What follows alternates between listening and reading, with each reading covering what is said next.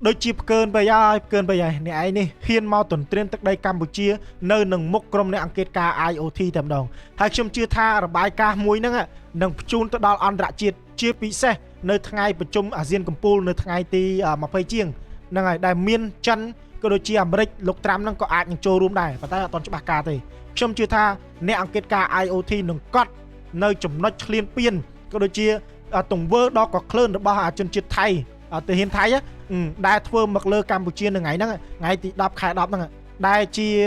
ដែលវាមកទន្ទ្រានឈូសឆាយដីស្រែចម្ការរបស់អ្នកភូមិនៅក្នុងភូមិព្រៃច័ន្ទអញ្ចឹងខ្ញុំជឿថាទង្វើឆ្លៀនពៀនវាមួយនេះខ្ញុំជឿថាក្រុមអ្នកអង្គការ IoT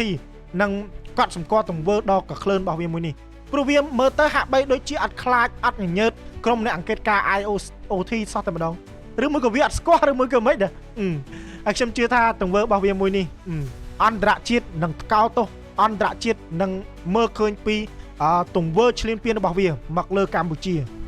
កំពូលសោសុវត្ថិភាពទំនើបឆ្លាតវៃ Mr. Home បើកទ្វារដោយ scan ក្រយៅដៃ scan មុខ scan កាតនិងបញ្ជាពី app ក្នុងទូរស័ព្ទពីចម្ងាយ